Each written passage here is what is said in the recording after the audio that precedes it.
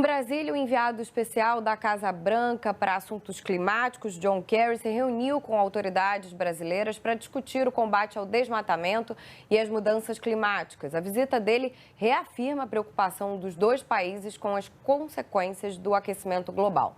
E sobre essa visita de John Kerry ao Brasil, a gente conversa agora com o senador Nelson Trades, escolhido pela Embaixada Americana no Brasil para receber o assessor especial dos Estados Unidos para o clima. Bom dia, senador. Marina lhe fez o convite, ela começa essa entrevista e muito obrigada pela participação. Oi, senador. Bom dia, Marina. Muito bom dia, Raquel. É um prazer estar novamente aqui à Globo News.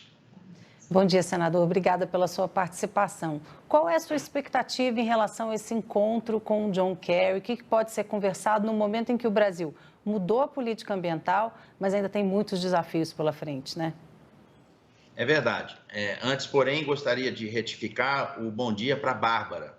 Quem me entrevistou logo pela manhã foi a Raquel, por isso a confusão. Mas eu digo Tudo certo.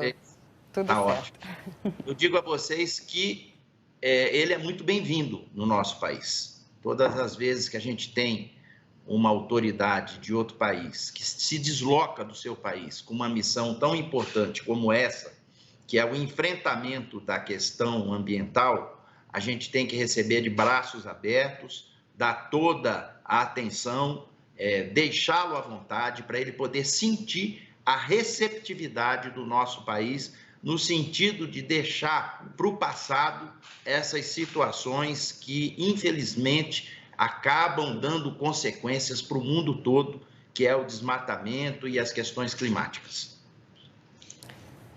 Senador, então, seguindo nesse tema, né, o senhor é presidente do Parlamento Amazônico, John Kerry é assessor especial de Joe Biden para o clima. Eu queria saber o que foi conversado especificamente sobre a Amazônia na reunião de ontem, porque eu estive aqui na reinstalação do Comitê Orientador do Fundo Amazônia, do BNDES, na semana anterior ao Carnaval, e se falava de um aporte americano. Agora já se fala num aporte vultuoso, que eles ainda vão discutir com o Congresso americano.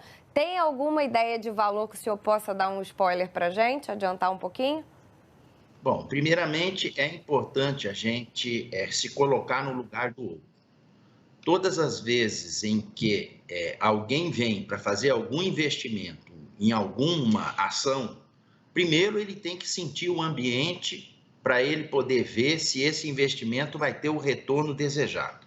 Então, o que nós, do Parlamento Amazônico, vamos passar para ele é a total concordância no sentido da gente poder fazer os enfrentamentos necessários para combater o mal feito no que tange a questão do desmatamento, do garimpo ilegal, do tráfico de madeiras, das situações que a gente presenciou, que aconteceu com o assassinato de um jornalista inglês, de um indigenista. Então, o problema é muito mais sério do que a gente possa pensar.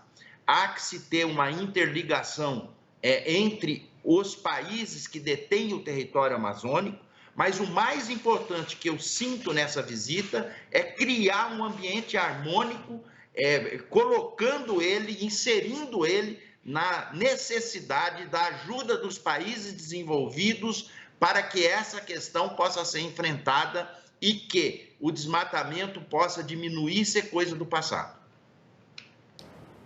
Senador, pelo que o senhor sentiu, qual é a imagem que o Brasil tem no exterior agora? A gente sabe dos esforços, né, na política ambiental, diferente do que era na última gestão, mas ainda assim a gente tem muitos problemas, muitos desafios. Qual é a imagem que o Brasil está passando agora? Se já tem uma capacidade de atrair esses investimentos que são tão necessários, tipo esse, né, a contribuição dos Estados Unidos para o Fundo Amazônia? Veja bem, tão importante quanto registrar essa questão é nós encaminharmos uma sugestão no sentido desses investimentos possam vir para poder ajudar não só no reflorestamento, como na preservação das áreas que ainda não estão desmatadas. Porque é fácil você fazer as críticas, você observar o que está acontecendo e não investir naquele que resiste em desmatar, em não deixar ninguém mexer na sua floresta, na sua área, nas questões dessa natureza. Ou seja, fazendo o jargão popular, o bom aluno tem que ser premiado.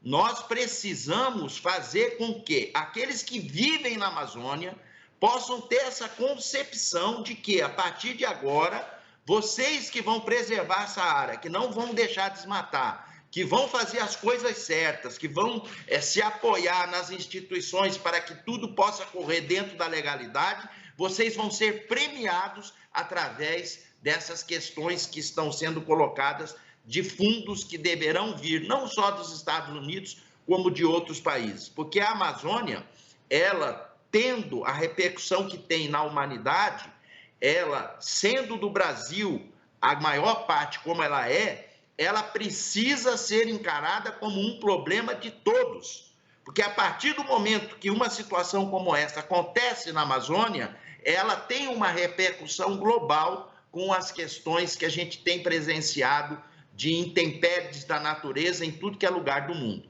Então, a gente precisa encarar isso com muita maturidade, com muita sensibilidade, demonstrar para os governos que querem ajudar que nós estamos com planos de ações concretas, baseado na ciência, na tecnologia, e fazer com que isso possa reverter diretamente para o território amazônico. E quando o senhor fala sobre essa questão, né, justamente para premiar quem preserva o meio ambiente, a gente está falando também de economia, né? Porque a gente sabe que esses discursos, eles não devem andar separados. Muito pelo contrário, quanto mais se preservar a floresta, maior a chance do retorno econômico responsável, né, sustentável. Excelente a sua observação. Eu digo para você o seguinte, de nada adianta a gente ter uma situação de pobreza daqueles que lá vivem, contemplando a riqueza, que é a própria floresta amazônica. Há que se valorizar essas pessoas, esses nativos, aqueles que, a partir desse momento que isso acontecer, eles alertarem e falarem assim, bom, a partir de agora mudou.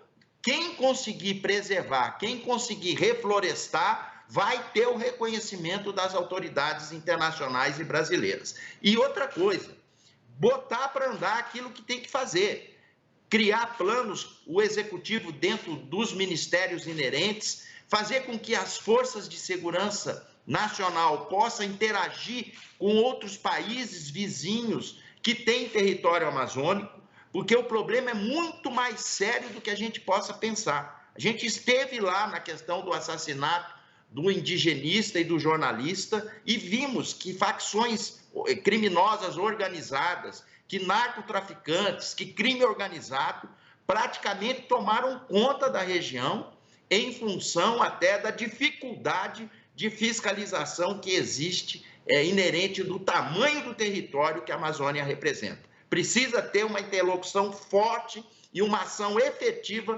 também das forças de segurança nacional, interligando com as dos outros países. Tá certo, senador. Lhe agradeço demais pela entrevista e desejo boas reuniões, bom trabalho aí.